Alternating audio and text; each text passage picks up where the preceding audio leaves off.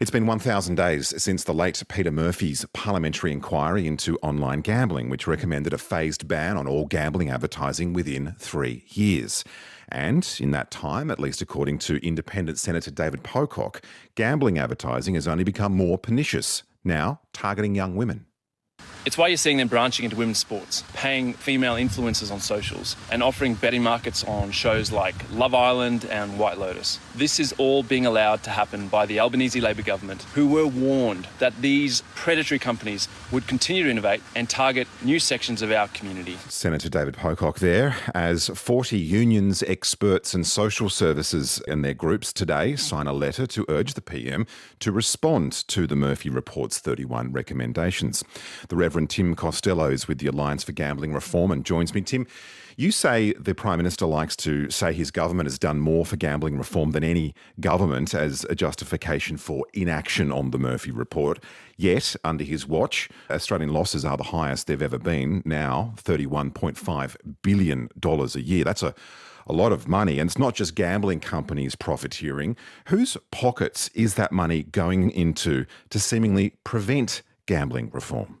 Well, the big gorillas stopping gambling reform are the AFL and the NRL, each pocketing north of $50 million a year.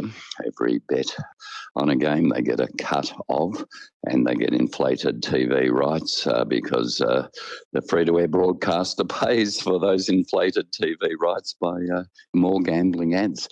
So, look, we seriously are in danger of our football codes literally morphing into gambling companies. And when 10-year-olds go on their AFL, NRL app to see who their team's playing, up comes the odds. So literally a 10-year-old thinks AFL, NRL and they're multi. And we know 600,000 12 to 17-year-olds gambled last year, though it's illegal, losing over $20 million. This is just catastrophic. When it comes to young people more generally, we are living in more economically desperate times, cost of living, rate hikes, unaffordable housing, oil shock. In what ways is that kind of despair driving young people into the arms of the bookies and gambling companies?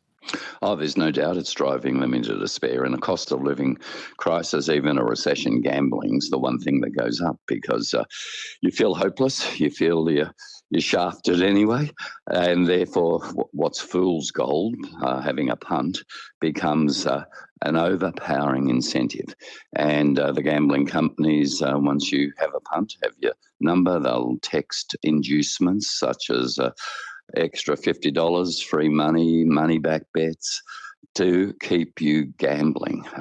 Sportsbet, one of the biggest ones, takes $2.2 billion out of Australia each year. A CEO in Ireland's on $6 million a year. Sportsbet does that without one shop or one outlet. It's all gambling ads and inducements, and it's captured our sport. Literally, it has captured AFL and NRL. The Albanese government did ban social media for under 16s, and in fact polling showed approval for that ban in the high 70%, sort of similar to polls which show 76% of us support a total ban on gambling ads over 3 years. But polling also showed that we had low confidence that the social media ban would work. Is it the same low confidence in effectiveness with gambling reform, that people would just find a way to gamble anyway? No, and I'm not trying to ban gambling. Adults absolutely have a right to gamble.